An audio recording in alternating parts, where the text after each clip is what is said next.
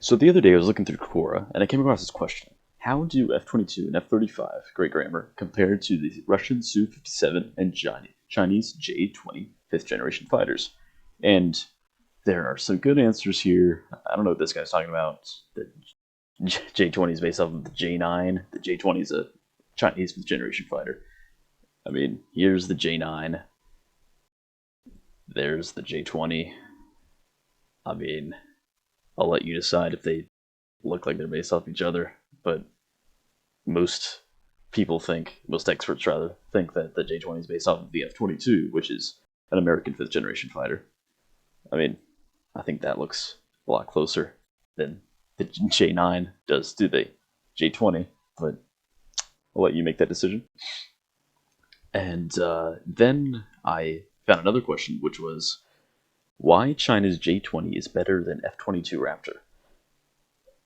I'm assuming this guy is just sentenced to a whole lot of propaganda, I guess, and that's why he's asking. I hate questions like this because they're only looking for someone to just tell them they're right and give reasons to support their opinion. He's not looking for anyone that believes differently than him, even though this person is kind of right, although he's talking about the F-35, the question was about the F-22, but I'll get to that later. This guy from the Chinese Institute of America, which I automatically thought was kind of suspicious, but I looked it up and it's an actual thing that seems pretty legitimate. And it's in Wikipedia, so you know that it's real trustworthy. It says the J-20 is still in production, whereas the F-22's production line is closed, which is true. Mind you, both of these, the F-22 and the J-20, are fifth generation fighters of China and the United States, respectively.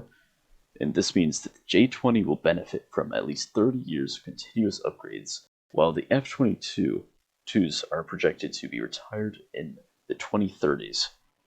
Now, this is true and false. It's true in that, yes, the J-20 would probably get continuous upgrades for a while because it's the newest aircraft they have, assuming it works because not a lot's known about it. And the F-22 actually just got some upgrades.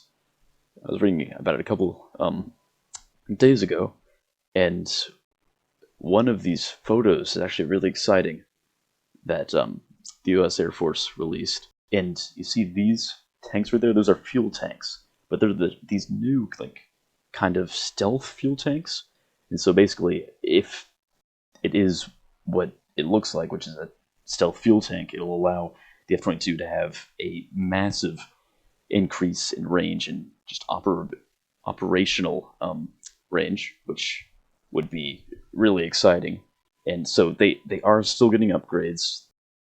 I'll put this link to this insider article in the description if you want to read it. But yes, the F-22 is actually about to get a pretty significant upgrade in a lot of areas, from avionics to these stealth fuel tanks and a lot of different stuff. So that's really exciting. So, and it's just these kind of things are all over the internet. Just people that kind of know what they're talking about, but also they don't, and they just say stuff that is not true.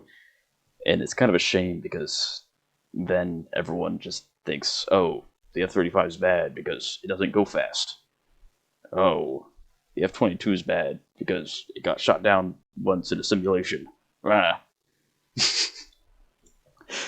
And I found another question, which was, how good is the Eurofighter Typhoon, which is a fourth generation fighter? Again, we'll get to the differences in the generations later, compared to a Gen 5 fighter like the F-22, J-20, and Su-57. All three of those are fifth generation fighters.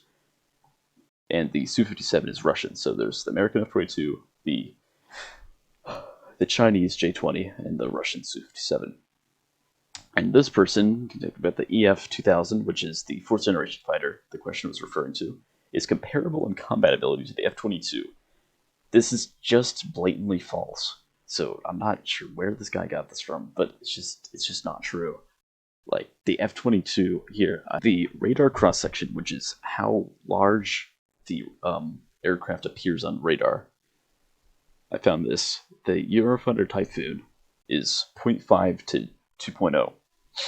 In comparison, the F-22 is 0.0001. to 0.4. That means that the F-22 is far, far, far less visible on radar than the Eurofighter Typhoon.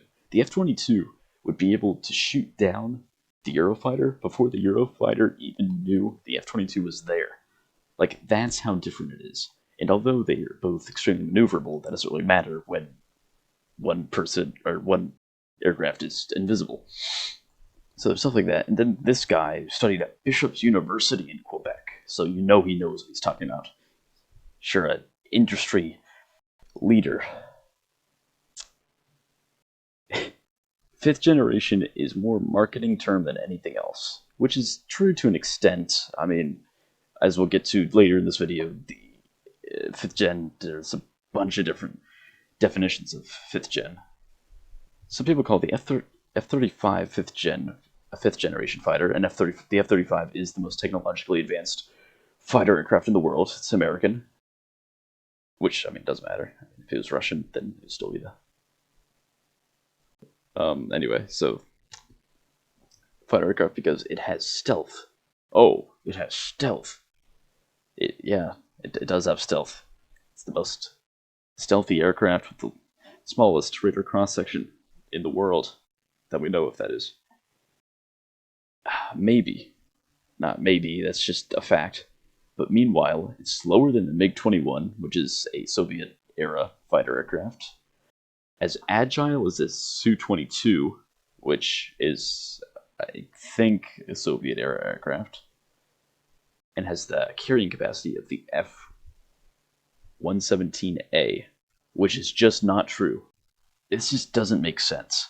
It's slower than the MiG-21. Yeah, it's not an interceptor. It's a multi-role fighter. So that just doesn't matter how fast it is. I'll maybe make another video, if you guys like this one, about why the speed of fighter jets doesn't matter anymore. It's as agile as the Su-22, which is not an extremely agile aircraft, which is true. The F-35 is not extremely agile, but again, that doesn't matter because it has the most advanced sensor array in the world, and it can shoot missiles at targets behind it. Like, that's how advanced it is. Why do you need to be super maneuverable when you can just shoot a missile at something behind you? Think about that. It has the carrying capacity of the F-117A. That's just not true. The F-35 is a huge internal bay. Here, let's look at a picture of the F-35. It is huge. It has the nickname Fat Amy because of how big it is. And the reason it's so big is because it has a huge internal weapons bay. And it's an internal weapons bay so that it can remain stealthy. And as long as all the missiles are inside the aircraft, it stays stealthy. Whereas the F-117, which is a air-to-ground fighter, it doesn't do any air-to-air combat, can carry 2 missiles. It has 2 bays in there that open up 2 missiles. So I'm not sure what this person is talking about, but I digress. And then it says, wow, Dan Aykroyd was right. What the American public doesn't know is what makes them the American public. Which, actually, I mean, surprisingly, I agree with that statement. I feel like the American public is pretty just uneducated about issues such as these, but this guy is also uneducated about issues such as these, and he's Canadian, so whatever.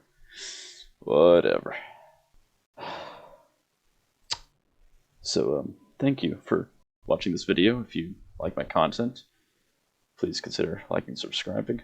I'm trying to grow this channel, and any support you give, comment, like, subscribe is greatly appreciated as I try to make my videos the best I can. Hopefully the production quality will go up once I buy an actual video editor. But anyway, I'll catch you guys later, and hopefully you learned something.